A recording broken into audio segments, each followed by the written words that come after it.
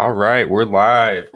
What's up, What's up, dude? everybody? Thank you so much for joining me on this fine morning and I guess evening for you.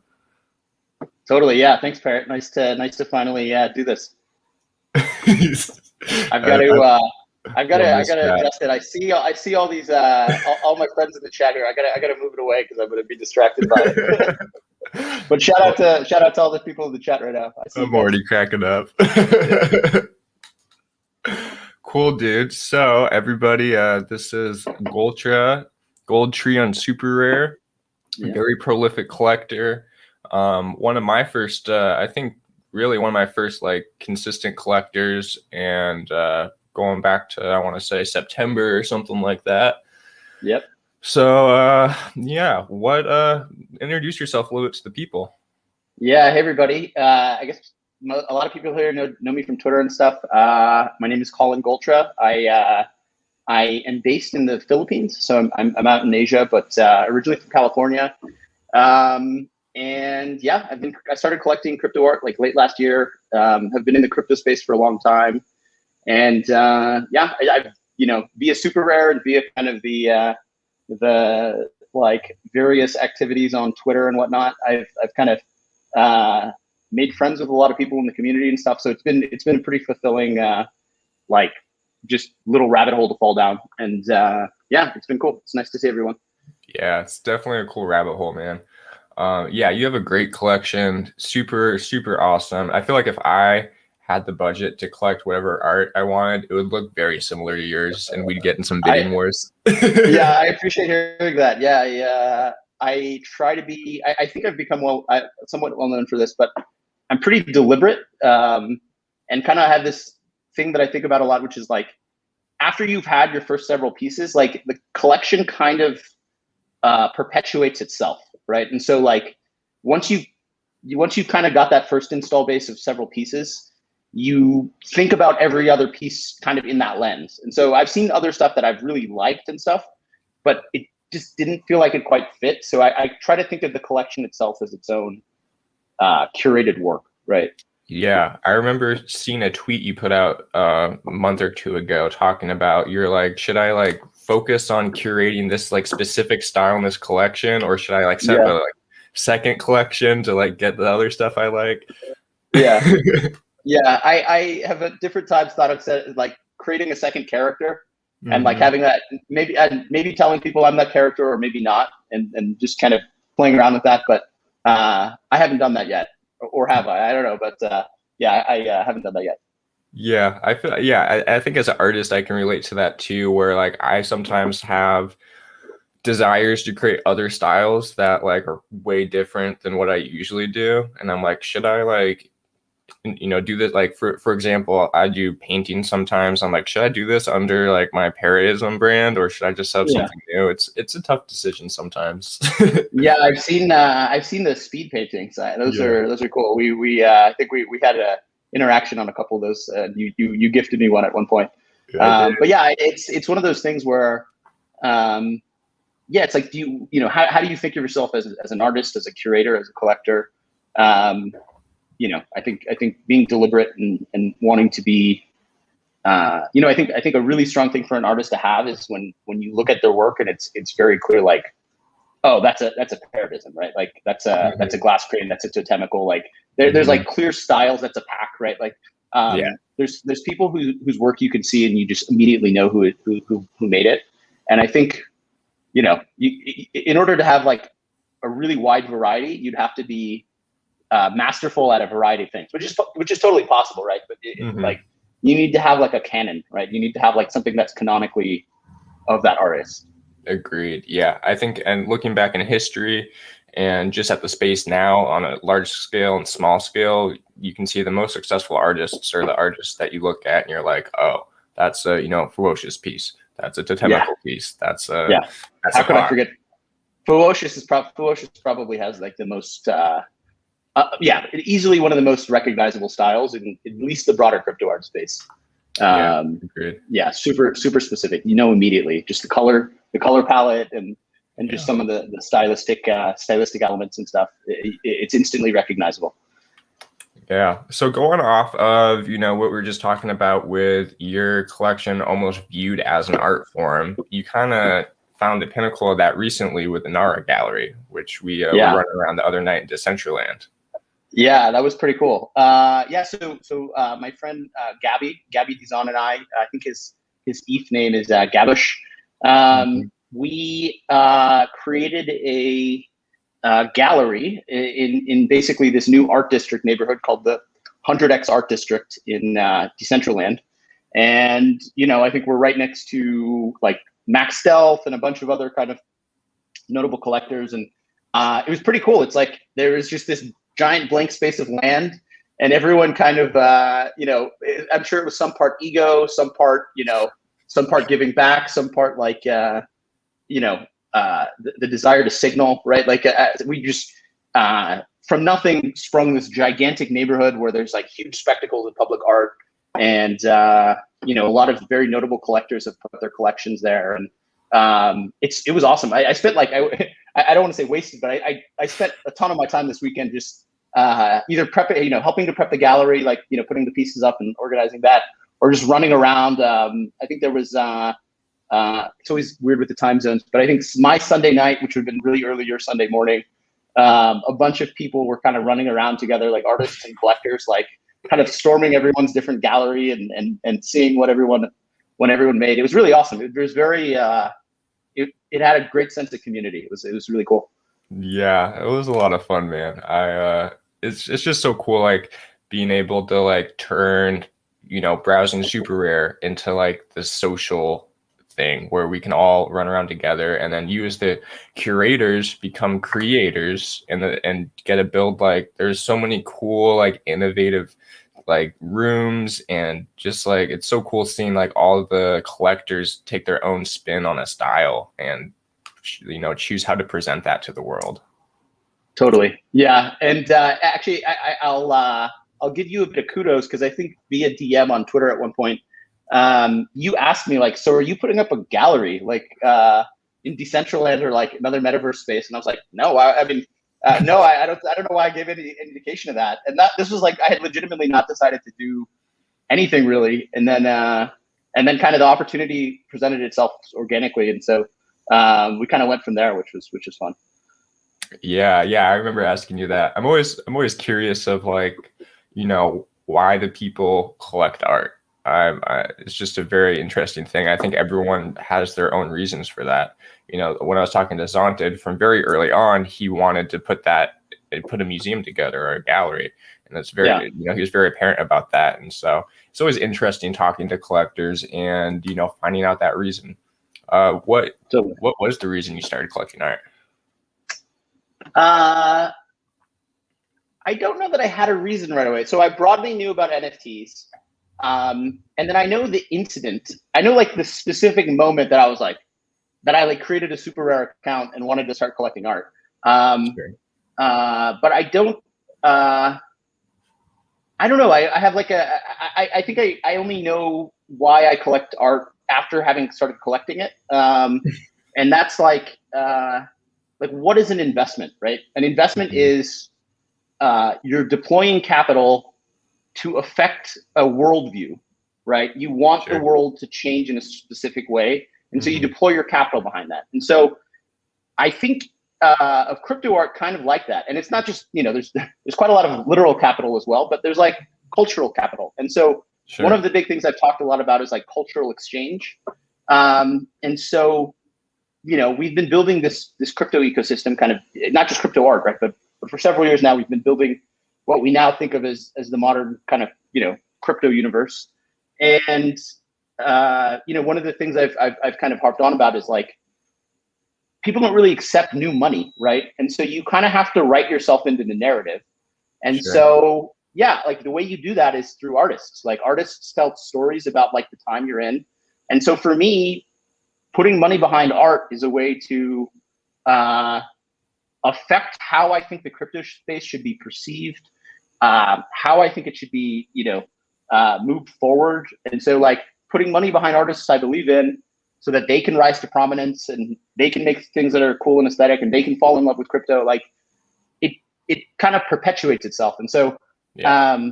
I think I discovered that only retroactively. And another observation I made was like, you don't understand art until you've created it or until you bought it, right? There's like this Okay. weird Yep. relationship there, right? Where it's just Yep. like when you're just like a casual on the sidelines, you're just like, there's a lot of like you go to a modern art museum or something, and it's the stereotype is like, oh, I could do that, right? But you didn't, Sure. right? You didn't know the context, you didn't know, Yeah. what it takes to make that or anything like that, right? And so Definitely. you understand it more when you interact on kind of either side of the table, really. And so, I've become pretty passionate about it. It's like I don't really shut up about it on Twitter anymore, but it's its own thing.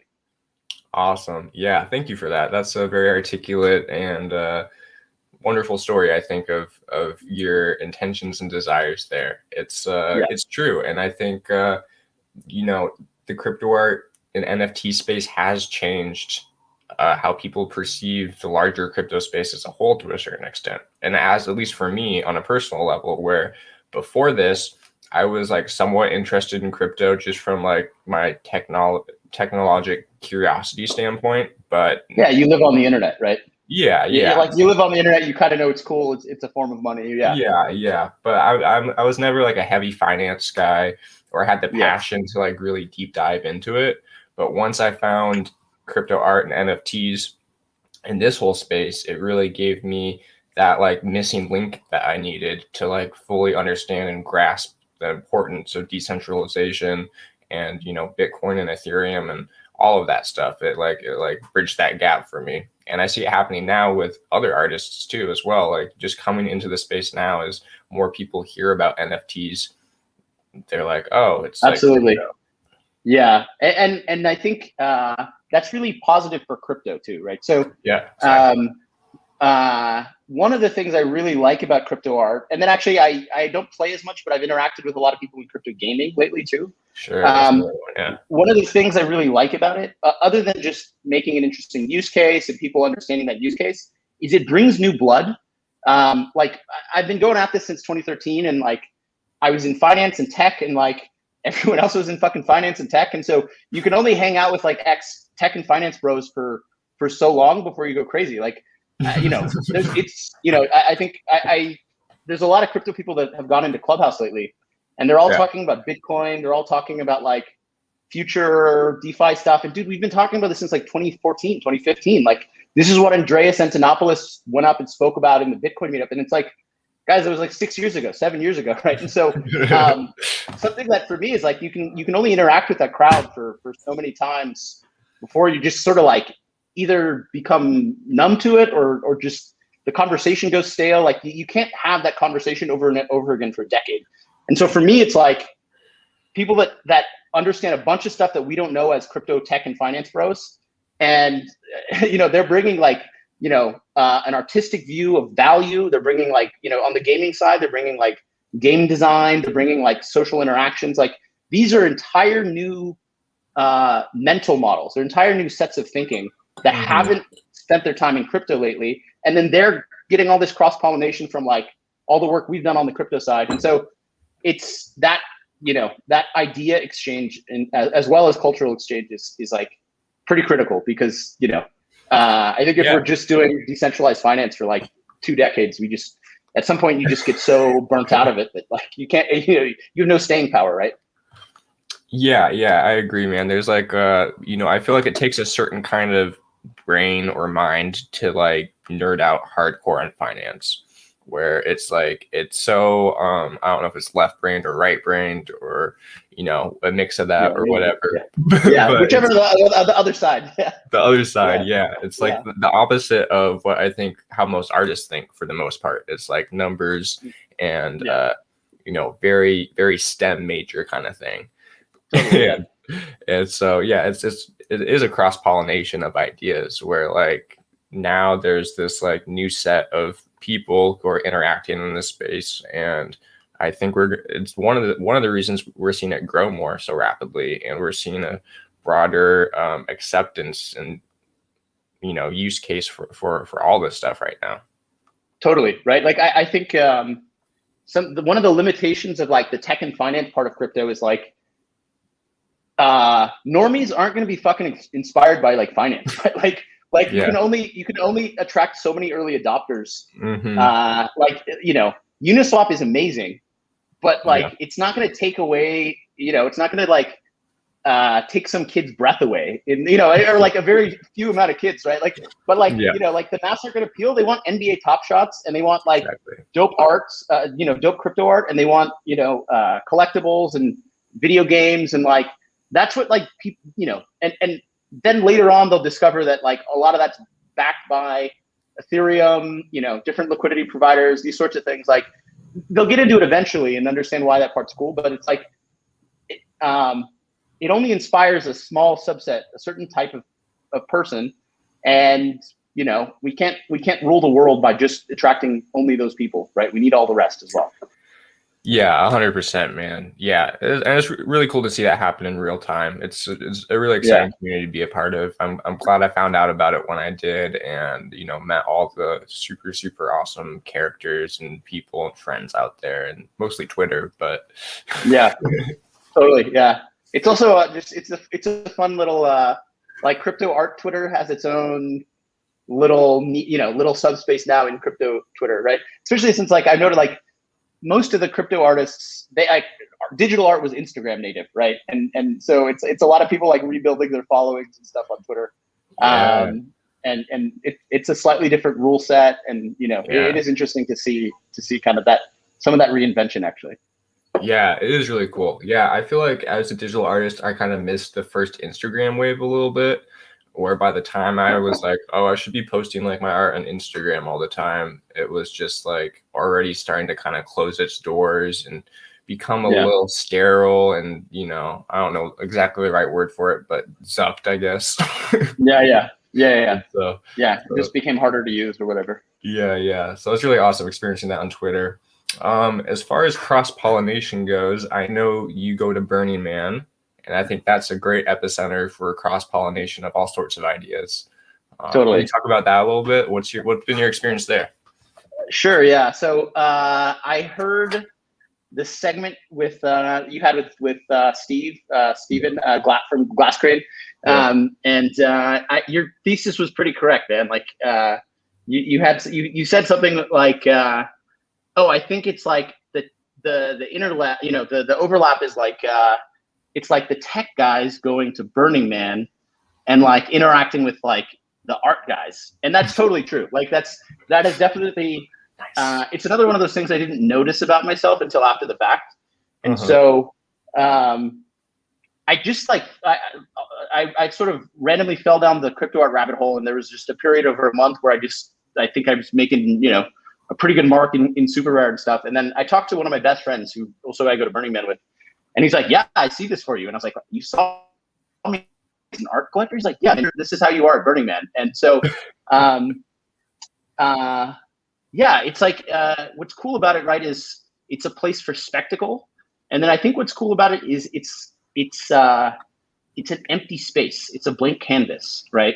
Like we live in everything's already built in society, and it's a stifling thing, right? And so, and actually, another link I made, and obviously they're very different in a lot of ways, but like when we were going around the 100x art gallery. You know, there's like things that, you know, when you're as your little avatar, like they just look like giant statues and spectacles and like that public art thing.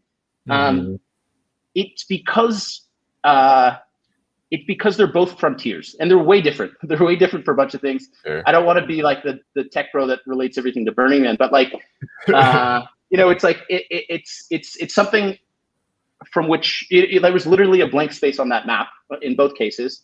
And so it's just like creative people are given license to create there. And I think in regular society, like all the fucking buildings are placed already, right? It's really expensive to do that. And we live in an era where like it doesn't feel like there's a lot of blank space left on the map. And so that ability to have quite literally a level playing field is pretty magical. And I think that's what makes, you know, the cross-pollination and public spectacle Burning Man cool. I think, you know, crypto art itself feels like a frontier. The internet feels like a frontier. the metaverse feels like a frontier. And so I think, I don't think it's super coincidental that those are all things that I love a lot, right? Yeah, for sure. Yeah, I can definitely see all the parallels being drawn there. Yeah, so I went to Burning Man just 1 year before coronavirus, so I would have gone this year again, but Me too, hopefully yeah. we can meet up there again at some point. But it was really, really, really, really inspiring from just like an artistic standpoint. Like you said, like everything in society is already built. So like I went there Yeah. a week early, maybe 10 days early, and helped build a sound stage that I was camping and working at. And That's awesome. yeah, it was a super, super awesome experience. Definitely not as scary as people that have never been make it out to be. Yeah. And actually this one gets a little nerdy, but maybe one more parallel with Burning Man is, and I can share more of this on like Twitter later or something. We don't need to dwell too much on it, but is to borrow a phrase from Bitcoin, right? Where does Bitcoin's value come from, right? It comes from proof of work, right? Things are only valuable after you've made a significant commitment to it.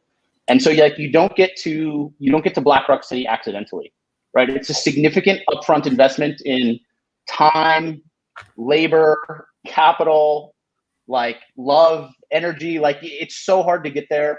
It's so hard to just like kind of sustain yourself and your friends there. But like when you put that upfront work, it's really rewarding, and that actually is a giant source of value there.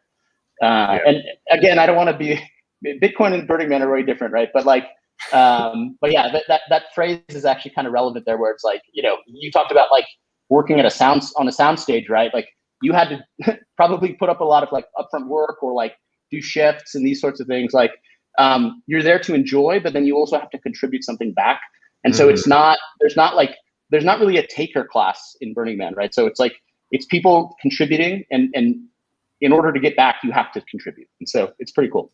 Yeah, it's a very simple, like you get out what you put in for the most part. It's you reap that reward of walking around after everything's all built. You're like, I was part of like making this happen, and Totally. now like and it's so cool just seeing it being built up over the course of like a week, starting from just like some RVs and some like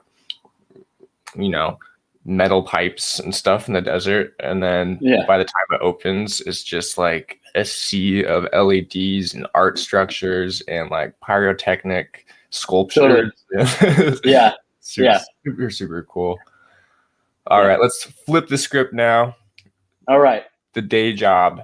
So I remember a few months ago, I was on Twitter and I saw you saying that you're live streaming with Binance. And I was like, oh, like Colin's talking to Binance. Maybe he's going to be like talking about NFTs or something. And I clicked the link and I was like, oh shit, Colin is Binance.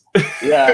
No, I am not Binance. I think CZ is Binance. He's the guy. But I'm one of the guys. Yeah. Yes, for my day job, as I mentioned, I live in the Philippines, and I cover Southeast Asian markets for Binance. So trying to, figure out where it makes sense to expand services, marketing to users, building communities, talking to partners and stuff. And so, I'm trying to, I try to say these like heavy things about crypto in the space, but I also try to live it, right? Like I've been pretty deeply embedded in this thing for quite a while. So, trying to give everyone access to crypto. Like it's there's a real mission. Like it's like an imperative. Yeah, that's really cool. That's it's a proof of work on your part, like we were just talking about.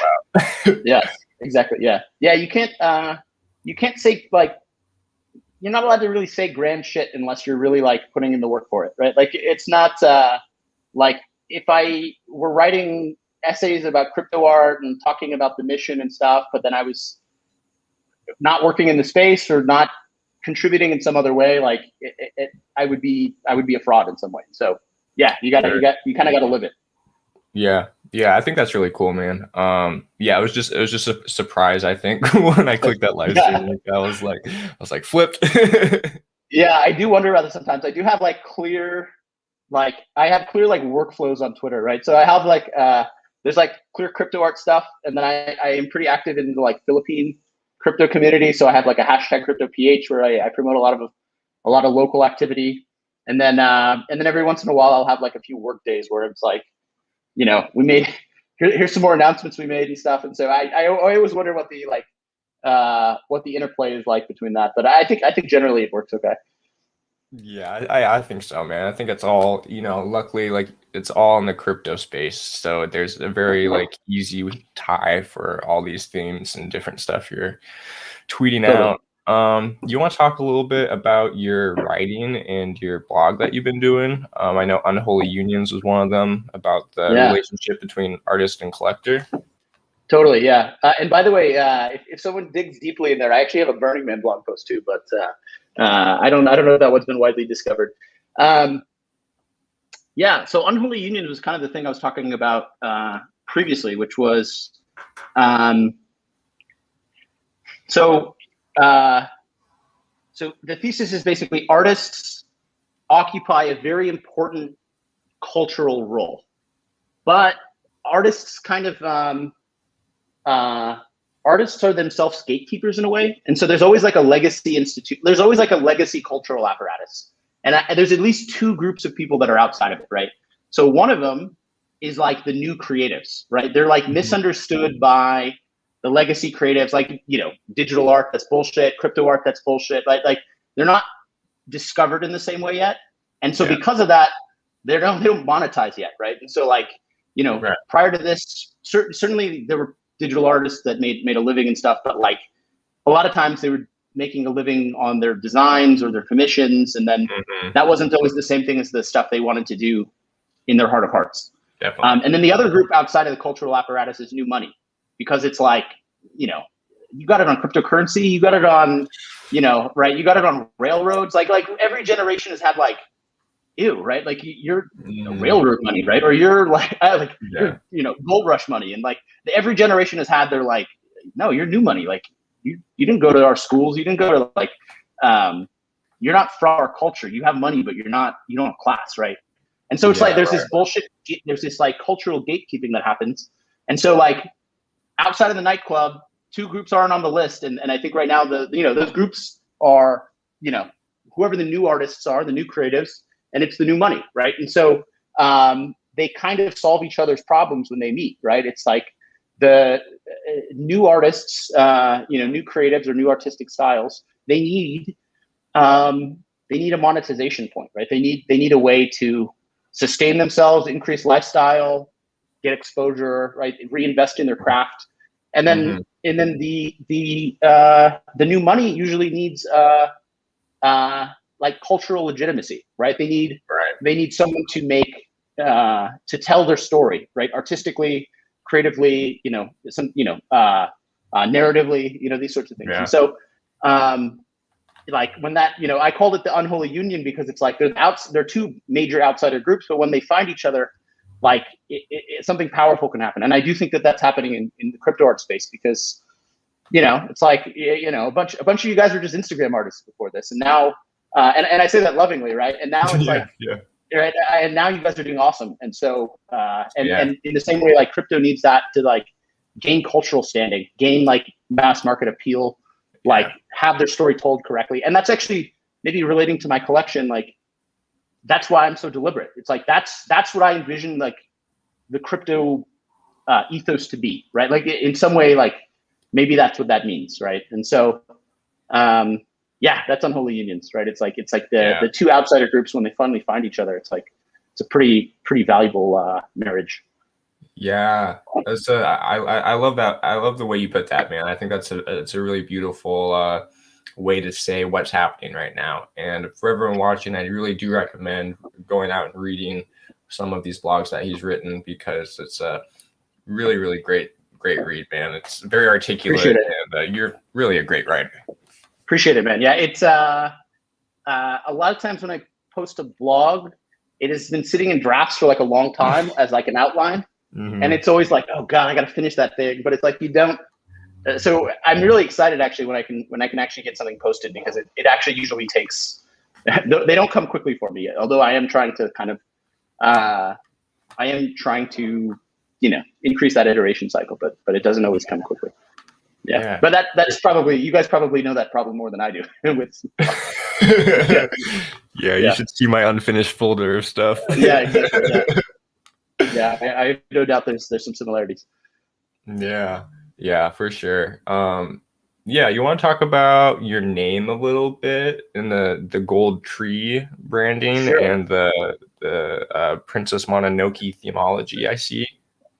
Sure. Okay, so there's a few pieces. So my name is Colin Gultra. Yep. My handle is GLTR, and I do that because it's backwards compatible. So like if you just saw that but didn't know my name, you couldn't jump to my name. But once you know me and that as my name, it's very backwards compatible, right? Because it's like, oh yeah, I think that's Goltra. Yeah, that's probably him. And then Gold Tree is like an ancient family name from whence my last name like ended up deriving. Like, so it's like, cool. Like in the 1600s, sailors from the Friesland sailed to England in some place called Gold Tree, but it was like, there was like some sort of Middle English. And when they eventually came to America in like, I don't know when, like it was spelled Goltry, Goltree. And then I think over time it became Goltre, and then someone changed the A, and now it's Goltra. So weirdly, like we know that part of the family origin story. And so like, that's another thing where it's like, I've just been using my name every single time, but it's sufficiently far removed from my, well, I've just completely doxed myself, but like it's sufficiently far away from, I mean, people already knew, but sufficiently far away from like the variable that people associate with me that I've just been using my name the whole time, but it's just hasn't been known. Yeah. I like that backwards compatibility thing. It's clever, and it's also cool, you know that bit about your family history, because I have no idea where, my name comes from. I know it's French, but it's like, it's Perot, not Parrot. Yeah, exactly. And then the Mononoke thing was kind of arbitrary. Like I had picked the name Gold Tree, and then I was looking at golden tree pictures, and I wasn't as cool. And then I randomly had the thought to like use the Great Forest Spirit, specifically from the scene where you can see it in the distance, because it's in between trees and you can see this beautiful light. And that is probably one of my favorite. I mean, that is easily one of my favorite movies. And so I did that. And then at first I didn't want to dox myself. And so like there's a quote in there where Ashitaka, who's the main character, introduces himself, and he says, "My name is Ashitaka. I've traveled far from lands to the east. Are you ancient gods? And have I come to the realm of the spirit of have I come at last to the realm of the spirit of the forest?" And I thought that was kind of enchanting in many ways. And it, relative to most of the art scene, I'm technically east in Asia, and so it kind of fit well. And so it was I thought it gave me like an allure of mystery, and it worked well.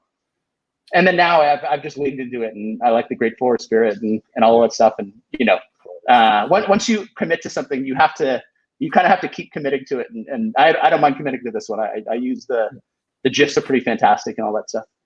Yeah. You do have to commit to stuff once you started publicly committing to something, but you picked a good one. It was Princess Mononoke is one of my favorite movies growing up. I remember seeing it. I don't remember how old I was, but my parents introduced me to all the Studio Ghibli films, and it's like up there with like Lord of the Rings for me, where it just like combines soundtrack, which is really important in a movie for me. The soundtrack, one of the most important bits, and then beautiful aesthetics and super beautiful storytelling and lore and everything.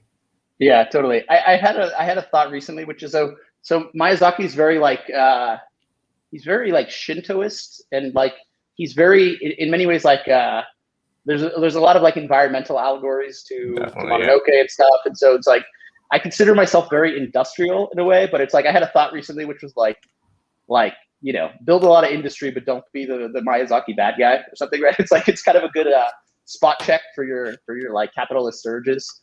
And Yeah. so it's good. Yeah. I like that more than like Google's "Don't be evil." You know, Oh, I think totally. I Yeah, think yeah. that makes more sense. Well, they kind of set themselves up for it kind of became a curse, right? Because it's like anything that can be perceived outside of the scope gets instantly magnified because they said that. It became like it almost became a self-fulfilling prophecy that they were bound to step straight a line at some point. Definitely, definitely. All right. I think we'll wrap this up pretty shortly. Let's kind of end it with what are your future plans for your collection? Where do you see like this whole space going in the next? I know it moves so fast. It's so hard to see what's going to be next. But next, 3-6 months. What are your predictions? Yeah. So so one of my comments was like the collection perpetuates itself. Yep. Right. And so like I do. Now that I do have a bunch of works in it, I do kind of think deliberately about what gets added to it. I think, one thing actually, maybe another drafted essay at some point, and maybe I can just break it here. I've tweeted about it a little bit, is like, the unholy union, right, is like, that's what you do when you're stuck outside of the nightclub, right? Like, Yeah, right. That's yeah. like when you're outside of the cultural apparatus, right? Yeah. And we're kind of far along, like we're kind of establishing the union. And Yeah. so what comes after the cultural exchange, right? And so the thing that I think comes after that moment of cultural exchange, like right now, we're trying to associate, the crypto commercial finance people are trying to associate with certain aesthetics so that they can be incorporated or associated with kind of crypto culture. Right. And once that happens, it's not like, we're just going to keep buying, cyberpunk aesthetic stuff forever. What happens next is what I call the crypto native artist. And so I think a lot of people, and most of the art I've collected is like this, but a lot of people think of art, the crypto art space as like an audio-visual medium, right? And originally just a visual medium, right? And so it's cool image, I think it originally started with like Rare Pepes, right? Like, but maybe there's some discussion on what is art, right? But a lot of people think about it as an audio visual medium. It's like you're buying a token that represents just this cool worldview, right? Like when you buy art, you're reflecting a worldview. And I think what comes next is artists will get a better understanding that the thing that they're minting on is not just a digital canvas, right? Or sorry, it's not just a traditional digital canvas. Yeah. And so I think what we see in the collectible space, where people are experimenting with how things get minted, how things get named, how things interact with their bidders, like these are all things that I think are traits of the crypto native artists. And I think some artists are already pretty far along in how they think of this, right? Pac comes to mind, like. Definitely. There's like, it's like, where does value come from? And so I think crypto art can be both audio visual, but also it can have huge performative elements. And so like, who holds the tokens at what time? How do they interact? Like, you can start to, the next step of crypto art will be people that are thoughtful, or, artists that are thoughtful of, what is the thing that they're minting on? What characteristics does it have other than showing visuals or audio visuals? And, how does it interact with this never-ending thing called the blockchain that's going to exist long after they die? It's like, in theory, you could have, in theory, you could mint a work to the blockchain and it stays there for thousands of years, right? Like, I don't know if that will happen for sure, but like, that is the plausible outcome of this whole thing, is it just lives there forever. And so, what would you do if the thing you were creating could never die, right? Mm-hmm. And like I think the next phase is when artists start to think about existential questions of what it is they're building on, right? It's like some sort of movie where you get alien technology or something, and you think of the alien technology as like, oh my God, I'm gonna make so much money on this, right? Or like you think about it in very novel ways, but you don't think about how the alien technology will affect you existentially, right? And so you get to that next level. I do hope that artists start to be very thoughtful about what tools they are using, right? Because it's more than just this distribution platform that disperses things widely.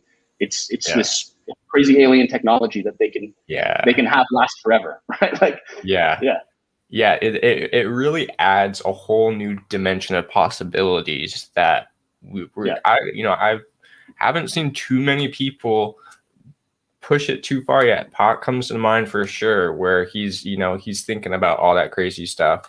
But we're gonna, I think, in the next little bit, and actually, I have a project to show you after we get off the call. All right, That really lines up with this, but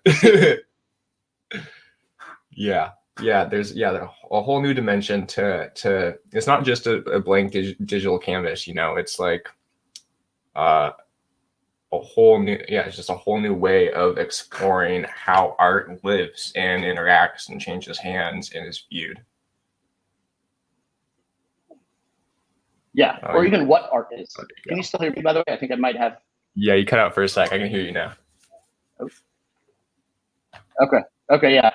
Yeah, I think I heard what you said. Yeah, beyond that, it's like, we may be exploring, like, not just how art can evolve, but what art is, right? Like I said, like I think, to maybe bring it full circle, like,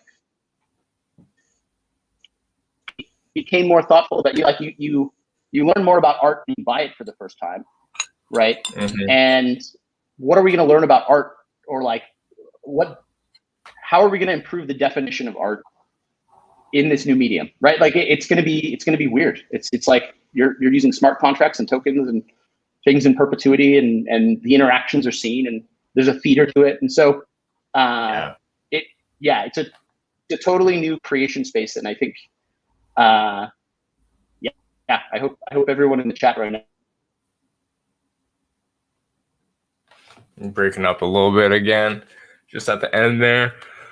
I think that's a great note to end it on, though. I think there's a lot to take away from that. And I heard a voice there. There you go. You're back. Can you hear me? Yeah. Okay. There you are. Yep, I can hear you now. Yeah, I can hear you. Yeah. All right. Yeah, I think that's a great note to end on, man. I think this sums up our conversation pretty well, and there's a lot for people to think about. And I hope people had a really fun time watching this. I had a great time interviewing you, and I appreciate your time today. I want to give a shout out to SuperRare as well. Yeah, long overdue. Thanks. Yeah. Awesome, all right, yeah. everyone. I'm a hard SuperRare loyalist. It's true. You very much are. Yeah. I love SuperRare, yeah. Yeah, everyone go check out Goltra's collection on SuperRare. It's one of my all-time favorites. I might be a little bit biased as there's some of my work in there too. Yeah. It's a very, very nice collection. Appreciate it, yeah. Awesome. Thanks, everybody. All right, thank you guys. Bye.